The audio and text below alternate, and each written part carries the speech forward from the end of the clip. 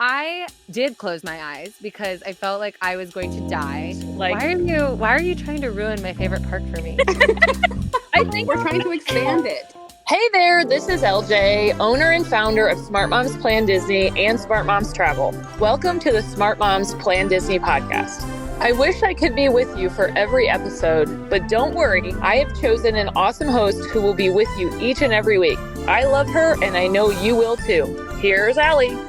Hey everyone, welcome back to another episode of the Smart Moms Plan Disney podcast. I am your host once again, Allie, joined today by LJ and Becki. Hi guys. Hello. Hey. We are all so excited as we continue our deep dive into the 4 main Walt Disney World theme parks. It is EPCOT Day. Yay, EPCOT! I could not be more excited to talk about EPCOT. First of all, is EPCOT your guys' favorite park? Hands down. It's my second favorite. It's actually it's kind of my first favorite, but I actually really feel like a good hearty kinship with Magic Kingdom because it's my kid's favorite. So it's kind of it's tied.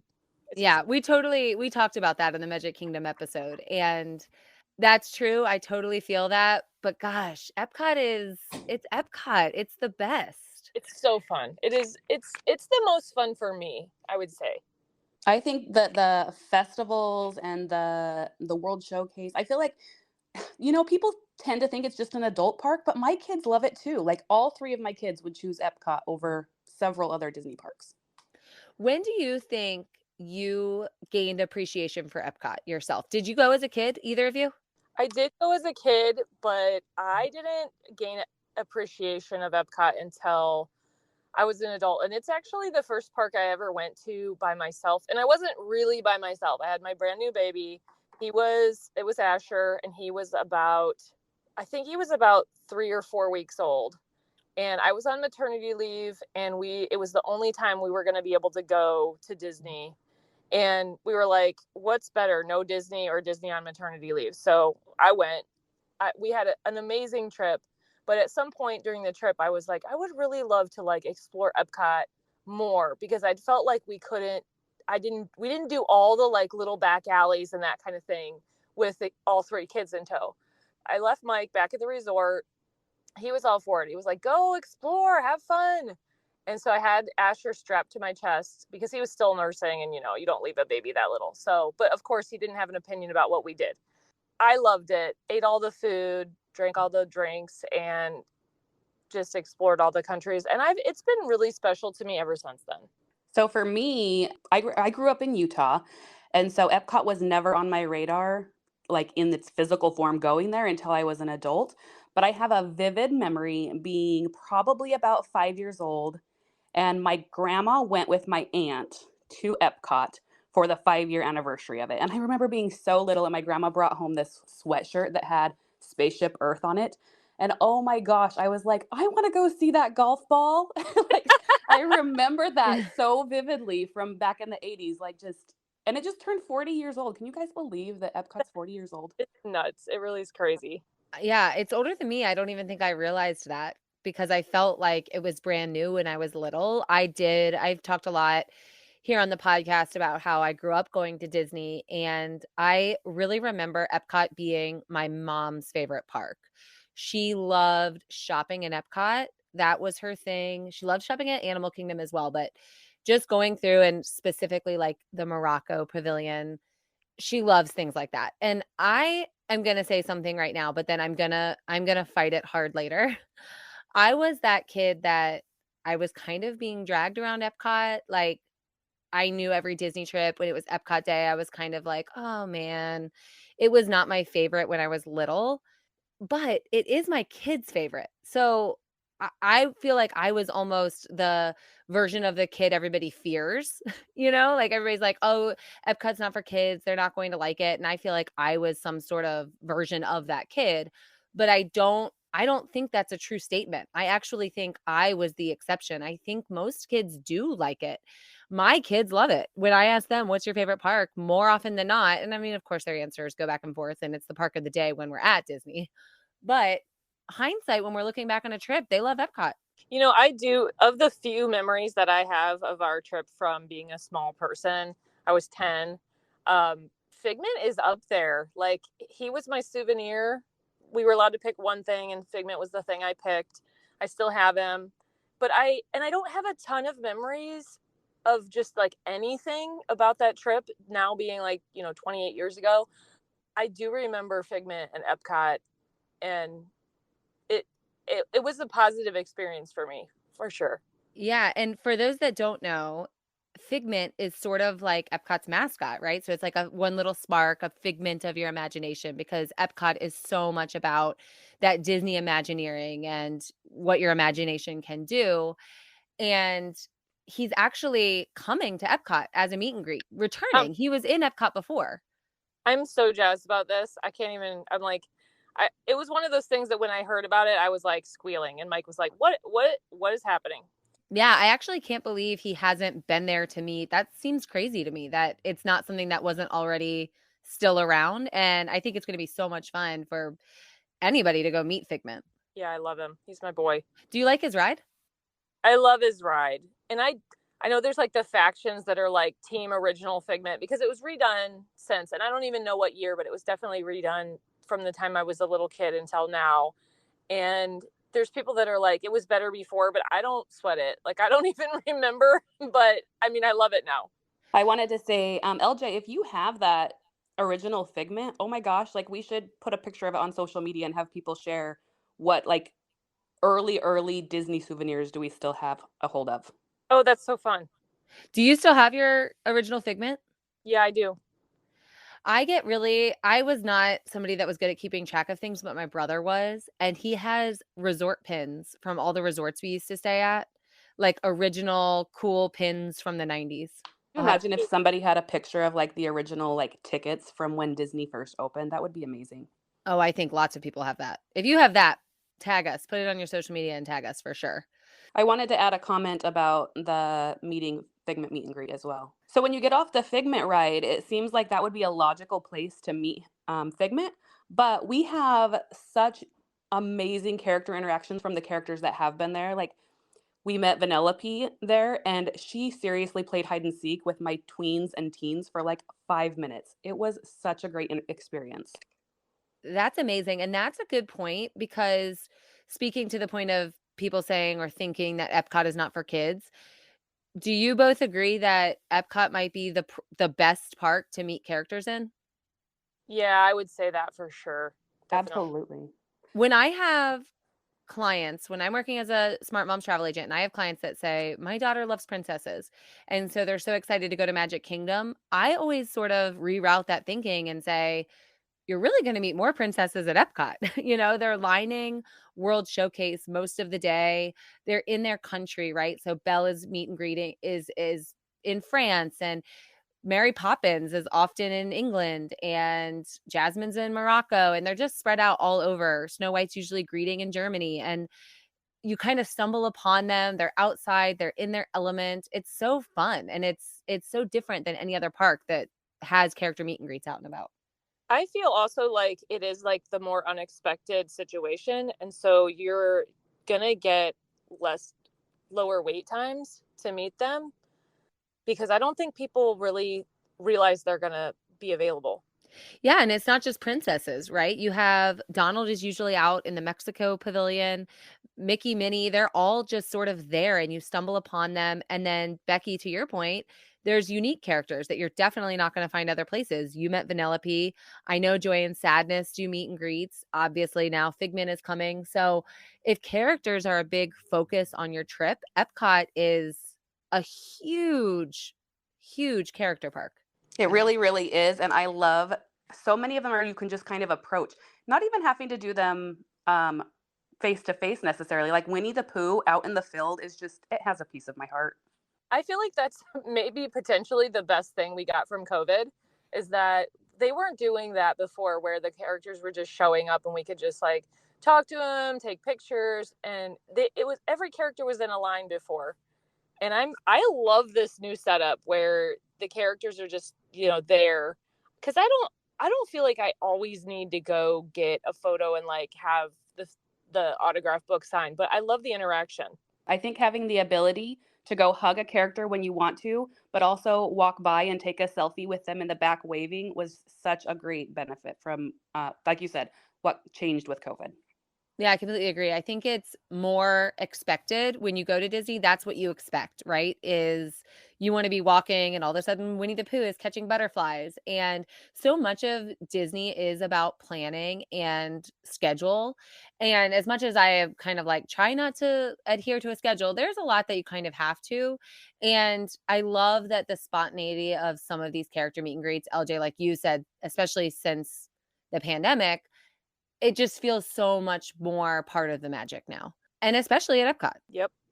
So, is Spaceship Earth, the Epcot ball, is it your favorite park icon? It's second. The castle has to have my heart, but it's the second. It is definitely my favorite park icon for multiple reasons. The first one is it's like I said, I have that connection to my childhood, and it was the first icon I saw as a kid.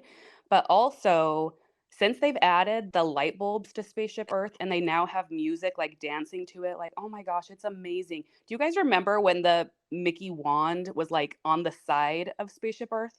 I No, do, I was there for that.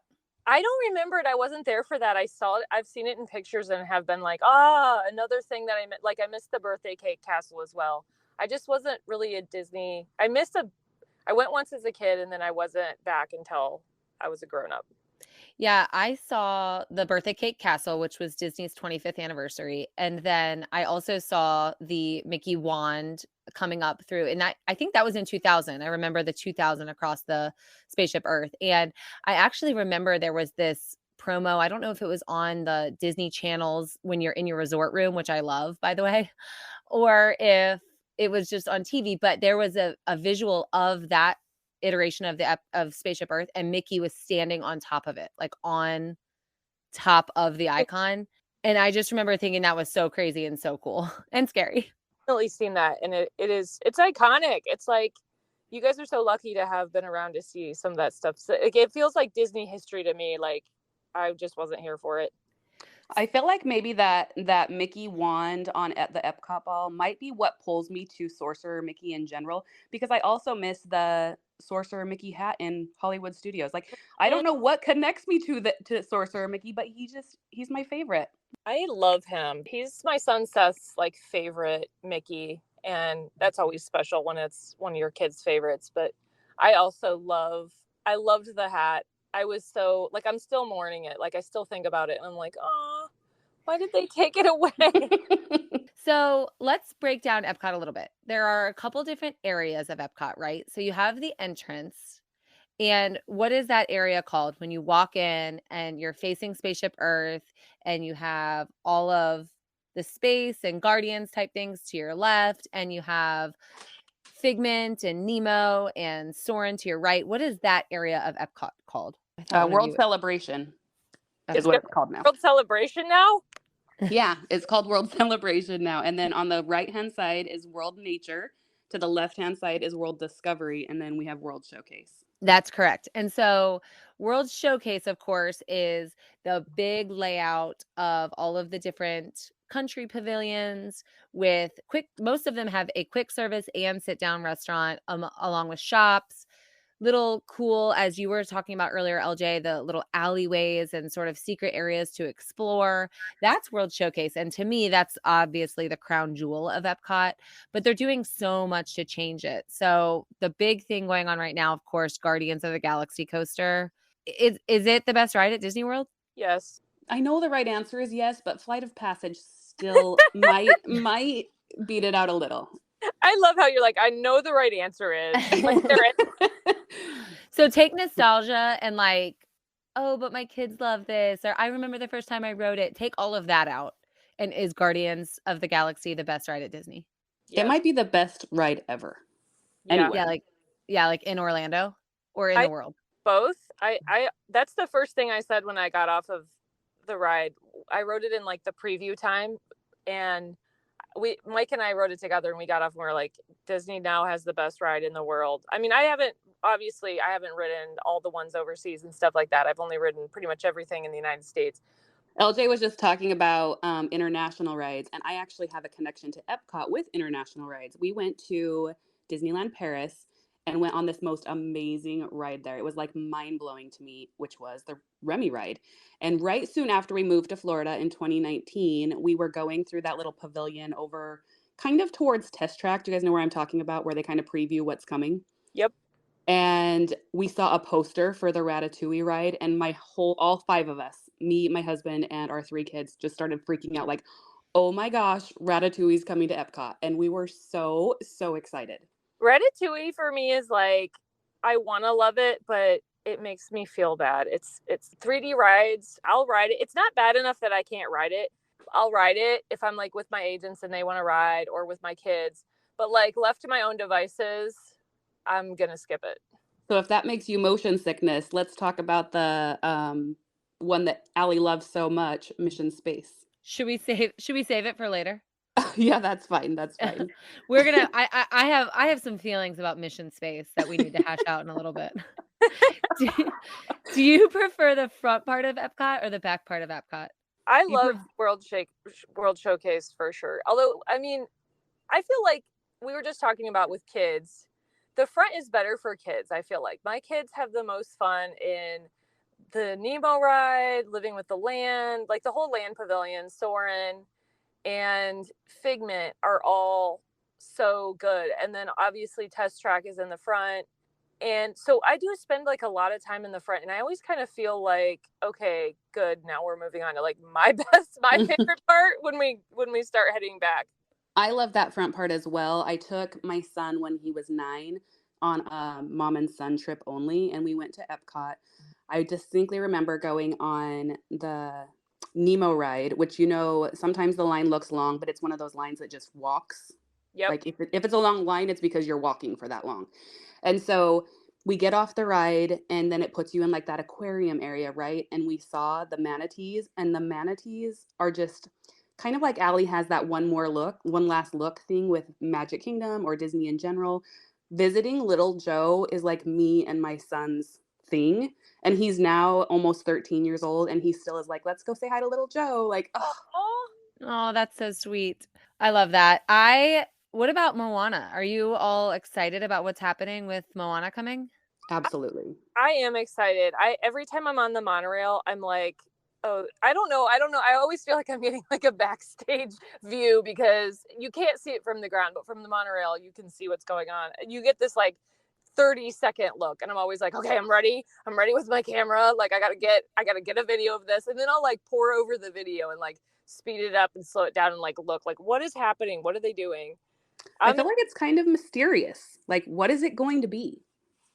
I'm a little nervous. I'm not gonna lie, I'm a little nervous because it's called what? The Journey of Water, right? Mm-hmm. I think in my wildest dreams I'm excited because I feel like Disney can figure anything out, and if they make water interact with you and take different shapes, and if a wave waves at me like Moana, I'm gonna be there for it. But I don't know, Moana's like one of the biggest things that's happened for Disney in a really long time, and we're just now getting her, right? She's just now coming to the theme parks as a meet and greet, and we're getting this section, and I hope it like feeds I hope it feeds all my needs for Moana. I'm excited to see what it becomes because one, I am so excited to be able to walk straight through into World Showcase. I miss those days. Gosh, yes. That's been a nightmare. And I also miss the things that they took away from that section. Like I used to love going into those innovation. Okay. And there was like a character meet and greet in there for a while. And Club Cool used to be over there and so cool. I still love Club Cool, but I loved how it used to be kind of the center of this pavilion, and I do miss those days. It's like one of those things where I'm on vacation and I can't eat at a chain restaurant. I just feel like I have to go with Joffrey's. I don't know. It's a chain too. I do love Joffrey's though. And if like given the choice, I would usually choose Joffrey's. Like I feel like they have, I don't, some of you guys know, like I'm very susceptible to caffeine, and I feel like Joffrey's 100% of the time gets it right. I need to be all Disney when I'm at Disney. You're such a perfectionist. I know. I'm like, we're gonna be park hopping on our next trip, and I was packing and I was like, "Okay, I'm starting at Animal Kingdom, but I'm going to Epcot, and I cannot wear an Animal Kingdom shirt at Epcot. I can't do it. No. It's not happening. I will feel so out of place." So, I think Epcot is always gonna be a good time. Every day we don't always park hop on our trips. A lot of times we do stay in one park. We love hopping too, but when we're focusing on one park and it's Epcot day, my whole family is happy, including my kids who range from ages 5 to 8. It's always a good day. It's always a fun day. It's always a full day. It's a great balance of good food. It's a great balance of rides, entertainment. I mean, it's really a total package. And I think, to be quite honest, it's a completely underestimated and underrated park. And we haven't even gotten into the festivals yet. I mean, Epcot kind of chops the year up. It's not really quarterly because some of the festivals are longer than others, but there are 4 in a year. And each one is super unique and different. And so Epcot is really the only park you can visit year round and have a completely different experience pretty much every time if you want. I completely agree. And the festivals are kind of one of the biggest draws for Epcot for me because I love live music and they have a piece of live music in every single Epcot or in every single festival. Yeah, and the Flower and Garden Festival, which is the second festival of the year. So first it's the Festival of the Arts, which showcases in the American Pavilion. There is a big stage. And during the Festival of the Arts, they have actual Broadway performers. And I have a dance background. I own a dance studio. So that for me is a huge deal, right? So people from Aladdin and The Lion King and other Disney Broadway by Disney shows are actually performing in Epcot.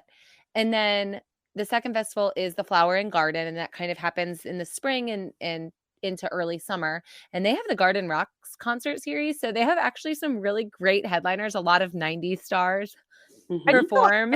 guys Hanson. Like I was dying. Yeah. Like Hanson. Yeah, Hanson was there this year, and it's so funny. It is sort of speaking to sort of our generation, which is great. And then I think Sugar Ray was there, which I just am at the pool in the 90s when I'm thinking about Sugar Ray. Oh my gosh, ladies, on my birthday this month, I was there and Smash Mouth was there on my birthday, which is totally flashback to my high school days. And it was the cutest thing. Their guitar player was wearing Haunted Mansion Mickey ears, and they're like, "Take good pictures of us and hashtag us at Smash Mouth." I'm like, "Oh my gosh." So We're cute. all a little aged, but it is, I mean, it's so fun. And then we have the Food and Wine Festival, which is the longest festival. It goes from usually midsummer to almost Thanksgiving. And then that jumps into the Festival of the Holidays. So each festival offers something totally different that you're experiencing and seeing. My personal favorite is Festival of the Arts, probably because of my arts background. And I just think it's vibrant and colorful. It's usually January, February-ish. So it's a great time of year for crowds, weather, and budget. And I think even the food is presented as art, right? So I think it's the best one. I'm in agreement with you completely. That's my favorite one. And he is the mascot for the Festival of the Arts. And so that tips my hand the hand for me too, because I'm like, Figgy, you're my boy. It's my festival. What about you, Becky? Festival of the Arts is definitely my favorite as well. I think all three of it. And it's so sad that it's the shortest of it, but because they bring in so many performers, I get that they have to limit it that way, but it's such a good festival. Yeah, I agree. I think Festival of the Holidays, we've talked about this on the pod before. I think it's a little overrated. I maybe just missed opportunity is a better word. I just think it's a little bit of a missed opportunity. I I like could it. I think I don't always get out to it, which is kind of crazy because I live right here, but I really enjoy it. It's probably my third favorite, I would say. But I think that's really telling. Like, are you ever gonna miss Not So Scary at Magic Kingdom? No. Exactly. And you don't always make it to Festival of the Holiday. Like, you're not gonna miss the Very Merry Christmas Party. I think you're right. It's not like it's definitely not something that I'm like I have to go. So you're right. And Yeah. they could I do agree. It should be. Like, I just think holidays around the world and I love Disney at Christmas and or the holidays rather, and I highly encourage visiting Epcot at the holidays. I just think as a festival, it's a little bit of a missed opportunity. It's not It's not everything it could be or should be, really. I could agree with that. Although this last year, my daughter got to perform at the candlelight procession, and oh my gosh, if you want to feel like that holiday spirit, Disneyland or Disney World, the candlelight procession, it's going to put you in the mood. I love the candlelight procession. I It's can't believe your daughter performed in it. That's amazing. It really was. It was I like, actually already how is I this actually already thing? knew that. Yeah. Sorry, go ahead, Becki. I think it's amazing still, and, what a dream come true for her, and it had to be super special for you. hmm the music, the candlelight processional is just like, it's so close to my heart. I feel like, I don't know, it just moves me in a way that like very few things can. Like, I am just totally in the moment. I love it. I love the songs. I love that they read the Christmas story. Well, and not just like that, but it's also humanizing this famous person who's going to come and read this story. Like, I wish so badly that I was there on the day that Josh Gad was reading Yes, it. I was there for that. Oh, I was so I jealous. was I was at Disney World the day he was there. It was the day before we left on our Maritime cruise, and we didn't go, and I do regret it. That's the thing, is like, if you're planning a trip, don't think about things, like, just do it. Like, I don't know why we weren't there. Josh Gad was there. I don't know what I was thinking. He was so good. He was so funny. He just like, you can see why he's so popular, because he just like had the crowd in the palm of his hand. It was fantastic. Yeah, and for those of you that don't know, Josh Gad is super good friends with Olaf. Mm-hmm. Hey, that's Epcot has so much to offer, even though sometimes it gets underrated in terms of attractions, shows, food, experiences, sight smells, everything you can possibly imagine. This park has it. So we are going to take a quick break. And when we come back, we're going to dive deep into all of those things and what makes each of them super special. And honestly, in my opinion, maybe the best in all of Disney World after this quick break. Smart Moms Plan Disney podcast is partnering with Smart Moms Plan Disney to give away a deluxe Disney family vacation. We are giving it away to one family. A deluxe vacation, families of up to 4 will be able to stay at a Disney deluxe property for 3 nights with 4 days of tickets. Have more than 4 in your family? That's no problem. Families of up to 6 can stay in a family suite at Art of Animation and still get the 4 days of tickets. This would cost almost $7,500 to go book this trip on your own, and we're going to give it away to one family for free. Free. Also, we're moms here, so we've made it easy to enter. We know that you don't have a lot of time to waste taking forever to enter a contest, so follow the link in our show notes and on all of our social media bios, and entering will be a breeze. There are several ways to enter, and the more you do, the better chances you have of going to visit the mouse on our dime. All right, welcome back, everyone. We were just laughing a little bit because I truly do love Epcot, and I don't want anybody to disagree with me. so Please. cut to break right when cut to break, so nobody has another opinion. Let's talk about why Epcot is the best and cut to break. But welcome back, and let's dive deep, and I can actually prove it to you. So we're going to start with happy, and the things that make me happy about Epcot are truly everything. First of all, I think I think Hollywood Studios would be the park that rivals Epcot for attractions. Those would be my 2 favorite parks for attractions, but Epcot has thrill rides, kid rides, beautiful rides, sentimental rides and attractions. I mean, it kind of covers the whole sphere that you would want. Has the best ride in all of Disney World with Guardians. Test Track is an awesome thrill. Plus, it has an interactive component where you get to design your car before you drive and test it. It has Mission Space. I still don't know if we're there. Is that a good thing? And then, of course, it has, Frozen and Remy, which Remy is the new Ratatouille ride we've touched on a little bit, but such a great attraction for young kids. And then what's bigger than Frozen? I feel like there's still this like feeling like that Epcot does not have that many attractions, and I'm like, that needs to be put to bed. It just needs to die, because Yeah, good night. it is, there's so many things going on. And I do understand that like way back that it was mostly about the World Showcase and there wasn't as much to do. But ever since I've been involved with Disney, I've not felt like that. I've always felt like it has a lot of things going on, a lot of attractions. I feel like that's also something that gets missed about Epcot is the rest of Disney World, you're going to be standing in lines. It's just part of it. But the World Showcase allows you to be doing things, doing the scavenger hunt and doing all of the different things with your kids that you're not looking at your phone and you're just taking in these different like cultures. It's amazing. Yeah, absolutely. It has look at all the attractions I just listed, and I didn't even yet say Soarin', right? Oh. Soarin' is sort of like the early version, right? The early technology version of what now Flight of Passage is.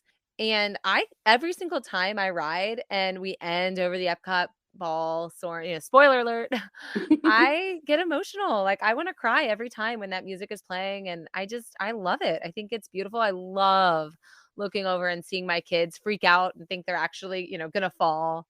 I think Mhm. it's so fun. I love it too. Soren is one of my favorites. I love Soarin' as well. I'm actually curious to see if once they open that new area of World Celebration, if they will refilm that ending scene on Soarin'. Oh, that's Oh, that's such a good question. I don't know, maybe. Okay, so then the layout of the park, right? The layout of Epcot itself sort of being you walk in and it's all right there. You have some things to your right and left, and then World Showcase having this big circle around a beautiful body of water. There is no other park that's just kind of every other park sort of has its, windy ways around, and a lot of them follow a circular vibe, right? But just something about World Showcase and being able to look across from, France to Mexico, I just think is really, really special. And I love that. I do think World Showcase can be really hot. Like if you're Mhm. walking World Showcase mid afternoon, that can be kind of tough. But I really, really just love being able to look out and see all the way across. So that view leads into Grumpy perfectly because while I love Harmonious, don't get me wrong, I cry every time I watch it. What I call the techno tacos, I have a good friend who called them the techno tacos. I feel like it ruins that view. Oh, you're talking about the stuff that comes out of the water. The things from Yeah. the big screens that are there for Harmonious. Yeah, I was really surprised that those don't go I mean, they're going to go away with the Yeah. end of the 50th, so they're pretty much done now anyway, but they've been there for 18 months, and I really thought they would go down in the water and come back up just for the show, so they have obstructed that view for quite a while. Are you But guys sad that it's going away? uh, I'm not sad it's going away. I'm sad that we're going back to Epcot forever. I personally liked Harmonious a lot, but I can't wait to see what they're creating right now. yeah, my grumpy dwarf about Epcot is that Harmonious is going away. I think it's an incredible show that just didn't get enough life. I love that it was around for 18 months and for anybody that was there for the 50th celebration, but I also have trust that whatever's coming is going to be phenomenal. They're going to get it right. But fireworks shows are such a part of what I love about Disney, and so to miss that for the time being is going to be a little bit tough for me. I did have a really long-standing relationship with Illuminations, which was the show they retired before the 50th. It was it was time for it to go because a lot of the technology was so far behind what Disney can actually do now. But I did love that show. Yeah. I agree. I think that show was a good one. However, I now see what Disney's doing with some of the nighttime shows in other parks around the world. I'm kind of hoping that they bring in drone technology with their next show. Ooh. Yeah, I think they're gonna get it right with Epcot. I really do. I think it's gonna be really great when it comes. I'm just sort of grumpy that we've got Epcot forever in the time being. I agree. Anything else that makes you grumpy about this park? Like, is the fireworks show really the only thing? Because I don't know anything else. I No, love Epcot. I honestly don't. Nothing jumps out to me as like, you know what does make me grumpy? This is one thing. Test track goes down too often. It's all the time. Like I once saw this little meme that was like a little flow chart of like whether test track was going to be down, and it was hilarious because it was so true. It was like, is it raining? It's going to be down. Yeah. That's so valid. That's really true. It's probably down right now if we pulled up the app. It just Allie, that could be part of our like guess the time thing at the end is test track down. Is test track open? What do you think right now? It's so funny. I was actually in the app earlier and Ratatouille was down, and I kind of feel like that one goes down a lot too. Okay, let's talk about Sneezy. I think it's time to talk about the things that we avoid at Epcot, and for me, 100%, And Becki, I know that you're not on the same page with me here, and LJ, maybe you can take a side, but what is going on with mission space? Why is this a thing? We get to Why? visit Mars. No, you Listen, don't. I'm not visit Mars and go to Space 220 and eat. Like, what are we doing? Oh, Why that is this a restaurant's amazing, but I am gonna have to go with Becki on this one. I don't hate it. Like I don't love it. It's not like my favorite thing, but I feel like my kids really I have 3 boys. So I feel like my kids really do enjoy it. And I've done both sides. So there's the green side and the orange side. And the green is like supposed to be more mild. So they have the green and they have the orange, and the green like doesn't spin you and the orange does. So we've done the green a lot, and I was like, that's good. My kids really love it. They love the aspect of like, who's going to be the engineer, who's going to be the pilot, and that. And then they talked me into doing the orange, and I was like, okay, I'll just do it once. I'll be fine. And I was like, wow, that was awful. It's awful. I could Listen, if die, you want to but be I no, don't think I would do it again anytime soon. But I'm still like positive on mission space and all the things that go on. Like when you get off the ride, there's like a play place back there, and there's like some other games to do that are kind of like reminiscent of what's in the inside of Spaceship Earth. When you get off stage, listen. If you want to be a pilot, go ride Millennium Falcon. I'm a Millennium Falcon Do fan. no, Like, do not strap me in so snugly and then put 70 warnings that you literally, if you're riding Mission Space Orange, I don't have a weak stomach. I don't at all. I don't get motion sickness at all. And you in that line for Mission Space Orange, there are signs like every 5 feet that pretty much tell you to turn around. They like they're pretty much saying, what are you doing? Turn around, don't ride this. Like you're gonna get sick. And then when you actually sit down, there's like a warning that says, don't close your eyes. It makes it worse. Like I did close my eyes because I felt like I was going to die. And spoiler alert, it did make it worse. I am avoiding Mission Space Orange. I don't even get motion sickness. I'm just not going to do it anymore. That itty bitty screen of space. And have you liked the green side or no? I've never even done the green side. I'm like a thrill ride person. And so I was like, oh, I'm going for orange. Like See, I think zero. that's your mistake. I think you gotta try the less, because I honestly like I did the orange that once, and I'm like, no, but my kids still really enjoy the green, and we go on that. Like that's a regular part of our like EPCOT experience. I would ride Spaceship Orange or Mission Space Orange every single time. But Sean, my husband, says it is the fastest way to ruin his day. And so I don't ever get to go, but I do love it. I think I don't know. I mean, you can ride it and you can probably just keep going because the weight's probably nothing because most people are going to side with me on this one. That's a benefit though. That's a benefit, especially like you get a lightning lane for like Guardians or Test Track, and then you're like just over there. Like I don't want to go all the way out to World Showcase, and you're just like, let me just ride this. There's no wait. It's a 5-10 minute wait. Yeah. Playground like. And I don't know about y'all's with your kids, but my kids, there's nothing they love more than a good playground. And the one in there is so good. I think that's a perfect segue into Dopey and thinking our mistake here, in my opinion, is going to be thinking Epcot is not for your kids, right? Not only is there that playground after Mission Space, but they have playgrounds all over Epcot. There are different ones sort of situated. There's one sort of right on the entrance to World Showcase. There are some over by Test Track. They just have spots for kids to run around and unwind.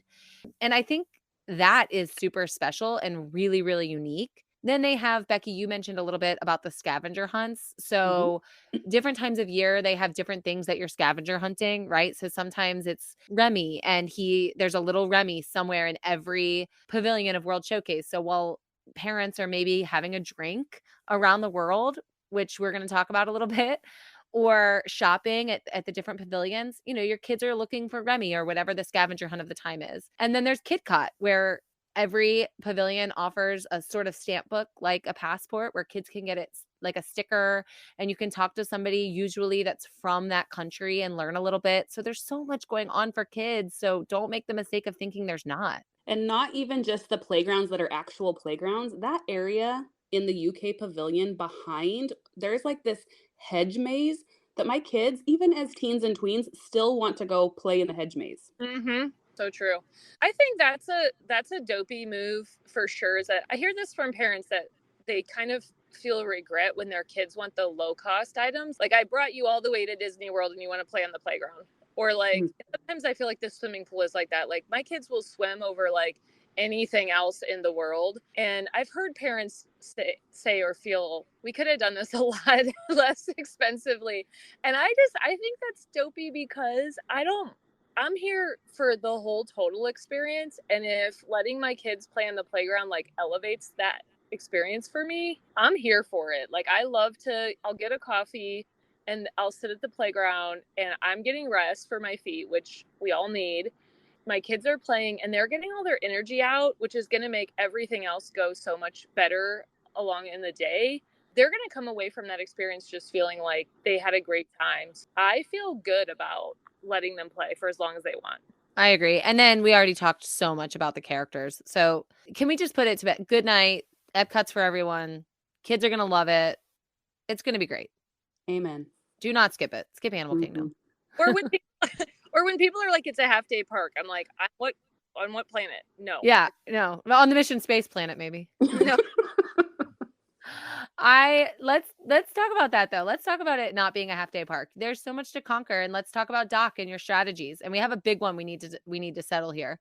But first, Doc moves I want to talk about. Are you doing rides first or hitting World Showcase first? I think it depends on your lightning lane strategy and like when you can ride. Because the big thing for me is that it is so spread out. Animal Kingdom is even larger, but you can get from here to there to there to there. When you're in like the American Pavilion and then your lightning lane comes for Guardians, you're like, no. Yeah. That's just insanity. Hey, the friendship boat across that water is back. Yes. And that is, people don't know about it. Here's your Doc tip. There is a boat from right by the American Pavilion, and it will take you straight across to the entrance of World Showcase, and you're going to save your feet, your sanity, your sweat glands. You're going to save it all and take that boat straight through World Showcase if your Guardians pops up. Yes, you're going to get a little rest too, because be able to sit down and breathe. And it's a ride in itself, because you have this experience of going across the lake. Usually the weather's gorgeous. You can see all the countries really well.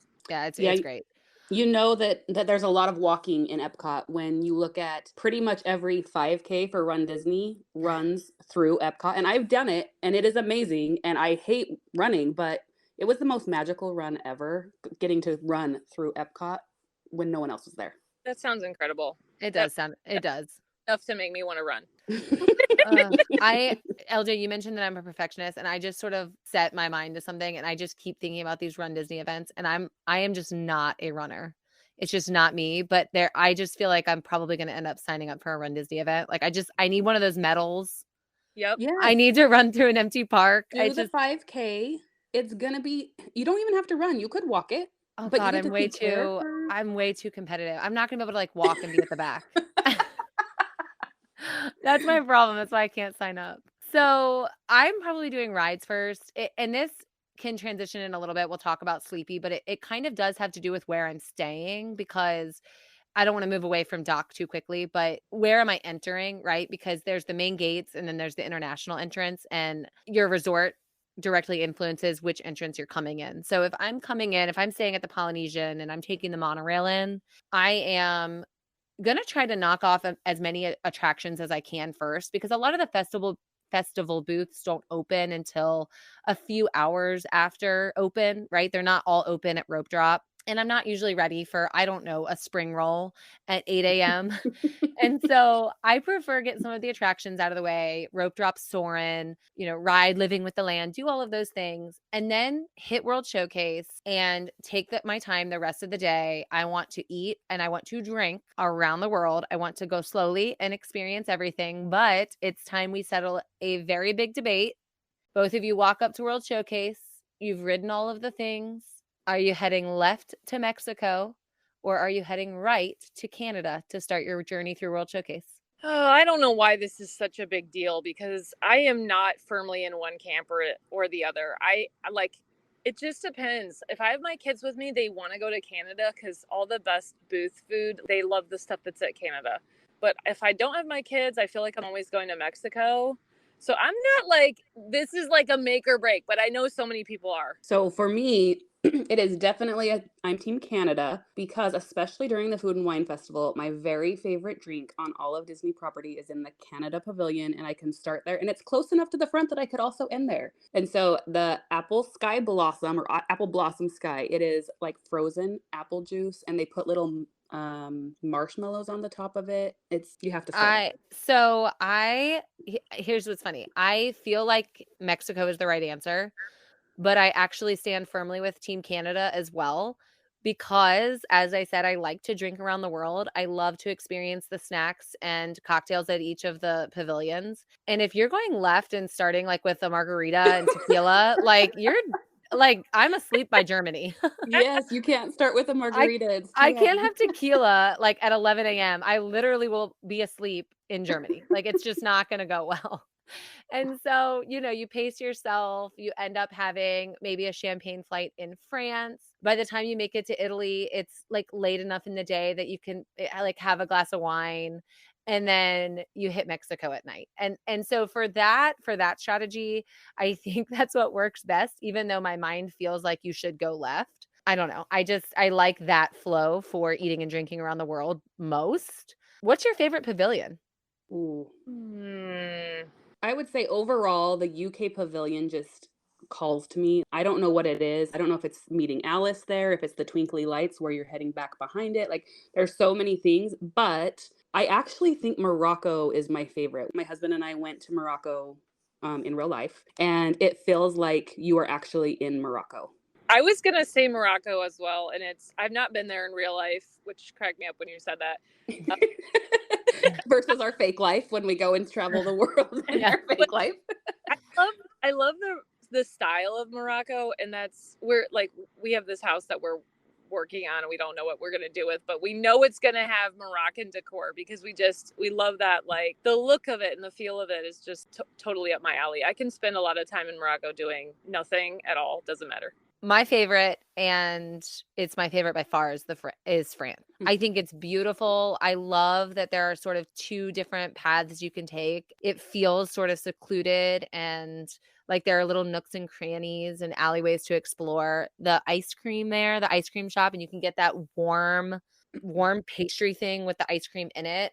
I mean, it's amazing. It's so good. And then the slushies, if you do like to drink around the world, the slushies there are so delicious. They're so good, and they're light, they're just a good little treat. And then Ratatouille's there. It's a fun ride. The new crepe restaurant is there. It's just it's everything. I love it. Do you do the Beauty and the Beast sing along when you're there? Absolutely not. Oh my gosh. Have you done it at all? I've never done it. No. It's so fun. You make it too quickly. You have to let yourself experience. You go do Mission Space, Green, and you need to do the Beauty and the Beast. Like, why are you trying to ruin my favorite park for me? I think we're trying to expand it. I think I'm going to bring you more joy in your favorite park, because y'all are going to plan me an Epcot day, and it's going to include ride Mission Space, living with the land, living with the land, go to Impressions de France, go walk through the American Heritage Gallery, and sing along with Belle. If I want to sing along with Belle, like, I'm just going to Beauty and the Beast at Hollywood Studios. But it's like a different telling of the story. It's so fun. And if you like Josh Gad, which I think you said you do. I do. Well, then he's basically the star. Oh, well, I didn't know that. Then you're going to make me end my day at Club Cool, and you're going to mix some disgusting soda Oh for my me. gosh. We're going to give you an entire water bottle full of Beverly. That's what's ending your day. We should do that. We should like plan the worst day at each park, and then what would it consist of? And we have to go How to ruin your Disney day. In our Facebook group, in the podcast Facebook group, we need to have a contest for who can plan the worst day. the worst day at each park. I'm 100% for it. And then one of us should have to try it. Oh my gosh. Oh my gosh. Then put it on our YouTube channel. Yeah. I'll fall on the sword. I'll take a day and do the worst. I'll fly down and go with you for sure. Let's do it. Okay. This is how much we love Epcot, that we want to go do Epcot. Even the worst day is still the best day. Worst day. That's true. Ruin my day for me and let me go experience it. would be, I think we'll come out of it, like even the worst day we could possibly plan was so much fun. Like, and Yeah, I agree. that's what's so great about Disney is like you can't lose. Like we talk about like the dopey and things like that, but like honestly, can you lose? Like your best day at work is worse Yeah, than your worst day at Disney. exactly. Yeah. So one thing we haven't touched on, which is super important, and I'm going to put this with Doc as well, is the food at Epcot. Mm-hmm. So is it the best food at Disney World? Yes. Yeah, what even rivals it? Animal Kingdom, maybe? No. There's such Yeah. a diversity in food in Epcot. Like you can Oh, I find agree. something I for think it's everyone. yeah, no, I think the answer is Epcot. I was just like, You're just trying to be a good yeah. sport. No, I mean, I think it's Epcot. I haven't eaten in France yet, and maybe that is would pull my heart there, Ellie. Have you eaten at the sit-down restaurants in France? I have not, but I have some repeat clients that love Chefs de France. We get it every time for their trip, and they swear by it. It's fabulous. It's not like I'm not a sit down person, so it's not like something I do on the regular, but I have done it, had the experience, and the food is incredible. Yeah, I want to try that one. I also haven't had the steakhouse in. Oh gosh, you got to do that. Yeah, I haven't done a lot. We're sort of creatures of habit at Epcot. We are always Mm-hmm. eating pizza in Italy, or we love to eat in the pyramid in Mexico. Mm. I honestly, it's not my favorite food. Like, I don't think that's the best Mexican food on. Like, I think Coronado Springs has some great Mexican food, but I just love eating in the pyramid. I think it's a great break from your day. My kids love to ride the Fiesta boat tour while we're waiting on our Mhm. food, so I think that's all really great. Space 220 might have sort of been a one and done for me. It was a really fun experience. I don't necessarily know that I would want to pay for the prefix every time or multiple times. Yeah, but you could maybe go up and do the lounge just to experience. The experience itself is unlike any other restaurant I've ever been to. Yeah, I agree. I'd be more inclined to do the lounge as a repeat time, but I think doing it as a sit down would, at least once is probably a good idea. I think that both of you guys have kids at really good ages, though, to go to Teppan Edo or Edo or however you say it. The teppanyaki restaurant in Japan is probably my favorite Epcot sit-down table service. Have you done that, LJ? Yes, my kids do love it, and it's so good. It's so well done. We're about to do it for the first time. You're gonna love it. Yeah, I'm excited. My kids love like hibachi restaurants Mm-hmm. and I think they're really gonna flip for it. So the food in Epcot, and then obviously the food that goes along with each festival in Epcot, that's gonna be a shining part of your day. I almost think you need 2 days at Epcot, right? Like to experience all of the festival food and then to also allow yourself to enjoy some of the sit down options. Because doing both in one day, like you're gonna be really full. I feel like Absolutely. that is the park that taught me how to slow down. Like I feel like before, like when I was first a new, Disney goer, we were definitely like go go go, all the things, got to get it all done. We didn't know when we would be back. Epcot is the park that I like learned to slow down, and that it's not about like rushing to the things. It's the experience and sitting there, eating. I Yeah. have crystal clear memory of the sunset over the water. My oldest now, who's 13, was like 3. That's just incredible. You have to just enjoy it. I agree. And we do adult trips all the time. So my wife and I go, and then we do the rewards trips through the agency, LJ, that you provide. And so I find myself at Disney as an adult often. And obviously this is my favorite adult park. We've talked about all the reasons it's good for kids, but it's an exceptional place to hang out with your friends. I think we find ourselves canceling plans all the time when I'm there as adults just to head back to Epcot. The Mm-hmm. more we can just go hang out, we're like, "Oh, let's change it up and let's just go back to Epcot instead." And so we find ourselves doing that all the time. We are big boardwalk area people when it comes to resort stays. And when I am focusing on Epcot, especially when I think I'm going to be visiting a festival multiple times, especially if rope dropping Epcot attractions is important to me, I am staying specifically at the beach club because those buildings at the Yacht and Beach Club are like a 2-minute walk over the bridge. You're at the international Mm-hmm. gate and you're entering right by France and England. And it's literally so perfect. That's my favorite resort overall, and it's because of the convenience. Is that I love to stay at Beach Club, Yacht Club, and Boardwalk is like very close in there as well. you just can't beat it. And being able to walk to Hollywood Studios as well. We've talked about the stroller situation and how much I despise folding my stroller. Mm. Being able to walk to Hollywood Studios, it is a little bit longer walk, but I'm game for it. But there's also the boats, and you usually don't have to fold your stroller on the boats either. And being able to just walk, it's literally less than 5 minutes. It's amazing. I've stayed at beach clubs several times, and you're right. It's exactly that. It's like 5 minutes door to gates. And you also can take a boat, right? So there's a boat that can take you, even though it's unnecessary. Maybe your kids just think it's fun. In general, Epcot is such an accessible park because it has a Skyliner entrance and a monorail entrance. So there are resorts that are in budget for pretty much every family with good accessibility to Epcot, right? You have the boardwalk area, which is going to be a walk, but then you have Pop Century, Art of Animation, Caribbean Beach, and Riviera right on the Skyliner that's going to drop you off at that international gate. And then you have Poly, Grand, and Contemporary that are on the monorail line straight to Epcot. So in terms of accessibility, it's by far the best park.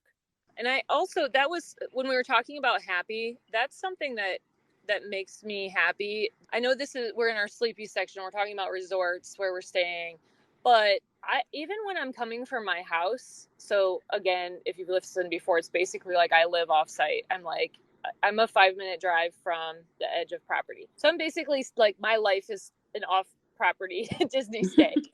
And I love that it's like not that hard to get to Epcot. Like I can usually the parking lot's right there, and I can usually get a decent parking spot. I am an afternoon park goer generally. I'm not like way out so far that I have to walk a mile to get in. That makes me happy that it's so accessible. But also on Sleepy, so many of the resorts make it easy to get to Epcot. It's the best. So I think that brings us to our last dwarf here in the 7, and it's going to be Bashful. What do you think makes people a little bashful about Epcot? I think it's just people not understanding. For me, I'm the only thing that I feel like a little embarrassed to admit is that I had no idea what I was getting into the first time that I went. We definitely showed up with no plan. It was back in the Fast Pass days, and I had no idea what you should Fast Pass. I didn't even know how Fast Passes worked. We still had an amazing time, but it's so big, and I felt like I was walking a lot because we were going from here to there to there to there, and that's not good. You definitely No. your dog plan to not trek from one end of the park to the other. You do have to use some of those dock strategies we were saying. You have to know, are you focusing rides, World Showcase, food? Like, what are you focusing on, and sort of section out your day? I think another thing that people are a little bashful about asking about is, what if I'm not a drinker? Is Epcot still going to be fun? Because really there's so much talk about eating and drinking around the world, and you don't have to drink to have fun, because there are plenty of snacks in Epcot that aren't based on alcohol. I'm not a drinker. I don't drink at all. And I also really value my health, and I eat pretty carefully these days. Sometimes I'm not. Whenever I'm it's like a free for all. But like usually I eat pretty carefully. And I still feel like I adore Epcot, and I don't feel like it has to be all about desserts, or alcohol. I like to go to Epcot hungry. When I'm eating well, I eat a lot of fats and a lot of protein, and that's not always accessible at every single park. And there's some parks that I like to eat before I go so that I know I'm going to have quality proteins and fats. But like Epcot, I don't feel like that. I like to head into Epcot hungry because they're going to have plenty of options for me to be able to eat healthy, to eat tasty, delicious food. So I agree that I do feel sometimes like it's a little bit, has this like really cool factor of like drinking and all the desserts, but you can have fun no matter what. Absolutely. If you could only, both of you, if you could only have one snack from Epcot, what would you choose? They're at the, let's see, Food and Wine Festival last year. There were these, what were they? They were like these tostada things from the Mexico Pavilion. Mexico. They were like the first thing you came up on, because it was the first thing I had, and we did start Mexico that day. And I was asleep by Germany. We had those first, and it was almost like nothing else stacked up. They were so delicious. I think about them all the time. And the festival snacks are only there for the festivals. I love, love, love, love, love, love, love the nachos in Mexico. Ugh. But if you would make me pick like a festival thing, I would say the deconstructed cheesecake. It's with the Festival of the Arts, and that's when like the food is artsy, and I'll go off plan for that for sure. So good. For me, hands down, every single time I'm in Epcot, you cannot walk past the Germany pavilion and not smell the popcorn and not be like, okay, I'm going in there, I'm going to spend the money, and I'm going to eat this entire bag. And it's okay because we're in Epcot. Oh, that caramel popcorn is just addicting. I love Yeah, that. So it good. is really good, and they pipe the smell, I'm telling you. You like, it's intoxicating. They're making sure you're getting that stuff. Oh, And the other thing is, Connections Cafe has delicious healthy options. We talked about that a bit on our dieting episode. So I'm not a big Connections Cafe person because I really love to explore World Showcase and enjoy the food that's there because it's so unique. But it is a good, healthier option, and they do have fresh food, and that's like really hard to find other places, Connections has been really good for my kids. When I know that there's going to be the first few booths are going to be food that they're not really going to go for, it's been great to be able to stop at Connections and just grab like a quick mini pizza for them or a hamburger, like something that I know they're going to eat without fail. Yeah, that's such a good point. I myself enjoy the festival stuff, but my kids, they don't necessarily care so much about it. So we've talked so much about what makes Epcot my favorite park and such a wonderful and underrated park. The attractions, the characters, the food, the festivals, the unique just sights and layout. It's such a wonderful experience. It's such a wonderful day on every Disney trip. With Moana coming, I think it's going to level it up in a whole new way. It's going to be such an addition. And for any smart moms agents listening today, our hidden Mickey is Moana. We are so, so excited for that to come to life. I do have faith that Disney's going to make it out of this world something special. It's accessible. It's just the best. It's wonderful. We are going to take another quick break and we'll be right back. Hey y'all, it's LJ here, and we are going to be talking a little bit more about Epcot. I feel like we talked a lot about the attractions, and I want to go a little bit deeper in the countries and tell you about some of my favorite things that are like lesser known that have really made me love Epcot. I'm going to start with France as one of my tip-top favorites. But in France, I finally realized that like you don't want to just walk by on the main thoroughfare. There's several different shops that you definitely want to take a look at. Remy's is back there, the ice cream shop, and the bakery. The bakery is a must-do for me. Like my kids love everything that they have. I also love the ham and cheese croissant back there in France. It's not very expensive, and it like eats like a meal. And then I also really love Morocco, which is right next door. Morocco is like, I love the vibes. I love that Jasmine is kind of like the official, unofficial princess over there. So you're going to probably find her merch. I love the food. The Tangerine Cafe is one of my favorite quick services. There's a place that you can go back and see some really neat art that's there no matter what festival it is. If you just need like a minute, going way back in the back of Morocco, there's hardly anybody back there, and you're going to be able to sit down. We always stop at America. The food is always very good, both at like any festival pavilion they have, but then also at their quick service there. The food is smoked, and it's super good. I'd say my next favorite is probably Germany, just to stop for the caramels and if Snow White is out. Like, I don't get involved with like the beer and like all the bratwurst place that's back there. We've done it, but like I was good with the one time. The shops are cute, but the caramel stop is like my kid's favorite. Always just go ahead and buy the giant bag of caramel corn. You're going to be glad that you had it. And pro tip, like ask for a couple of extra little bags and then like divvy out the caramel corn for your kids. Otherwise it's just going to be a madhouse of your kids like trying to grab caramel corn out of your bag. And who knows what else they've been touching that day. The next place we usually stop is China. There's very interesting things at the shops in China. I do know like the Circle Vision in China is cool, but it's not like I don't have to see it every time. I would see it if you haven't. Other than that, just walking through and shopping and looking at the cool things. So of course we're stopping at Norway to do the Frozen ride. And the shops are really fun at Norway as well. And I know everybody says you got to get the school bread at Norway. And there's a little Viking museum right at the end of Norway that most people walk right by. It's really nice in the rain to just duck out of the rain for a little bit. But also, like, my boys especially really enjoyed it. And then keep going, and we're going to wind up in Mexico. I got to have nachos there. Love them, love them, love them. But yeah, that's it. That is my, like, that's around the world for me.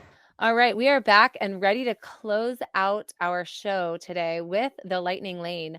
Fast answers. Are you both ready? Ready, ready, ready. Let's go. All right. What is your favorite country in World Showcase? Morocco.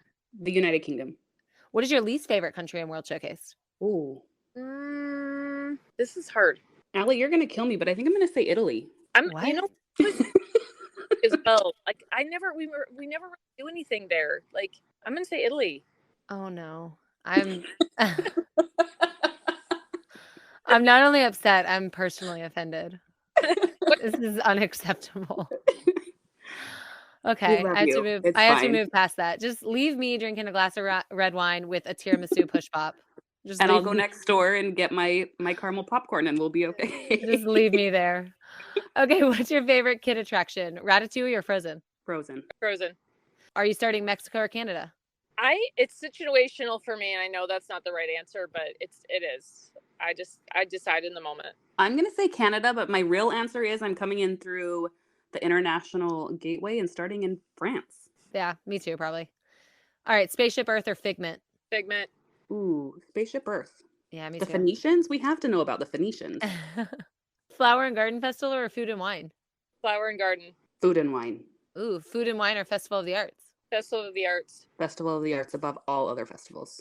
International entrance or main gates? International. International. Yeah, same. Mission Space or Living with the Land?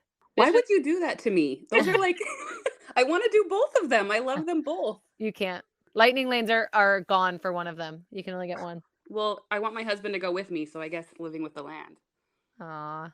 I'm part of that cult following that just loves Living with the Land. I could write it over and over and over. It's such a good place to rest your feet. See the pumpkins growing in the shapes of Mickeys. Steal a cucumber. LJ, are you going to really hop out and steal a cucumber? I just had visions of Becki riding the boat around and around and around, just sitting and looking at the cucumber. They're not going to make me get off because there's never a line. And so I just get to stay on it over and over and over and look for the hidden Mickeys in there. There's so many hidden Mickeys in that ride. Yeah. There's that crazy lady round and round and round. Okay. Eat around the world or drink around the world? Eat. Drink. Yeah, drink for me. Guys, that was so fun. That was as fun as EPCOT is. It's so fun. You guys have me thinking, like, I just had surgery on my toe, but if I hadn't, I was literally like, I bet there's park passes right now. I could go. I need to rent a scooter. Hey, you could get your scooter on a boat, on the monorail, on the Skyliner. They'll let you put your scooter, I think, on one of the boats for the Living with the Land. So it's all good. I'll just wait. I can wait. I can tough it out. My toe will be better soon. Everyone, please do yourself a favor and do not skip EPCOT. Do not make the mistake that EPCOT is not for your children. Do not make the mistake of thinking you should go to Animal Kingdom over EPCOT. Be sure to join us, like, follow, and subscribe so that you don't miss an episode, especially next week when we finish out our Walt Disney World theme park deep dives. That is going to do it for us on today's episode of the Smart Moms Plan Disney podcast. As always, if you are planning, looking at planning, or ready to start planning again, and you don't already have a Smart Moms travel agent to plan with, be sure to check out the link in our bio or show notes and all of social media to get connected with a free Smart Moms travel agent from the podcast. Be sure to like, follow, and subscribe everywhere you listen. And until next time, we will see you real soon.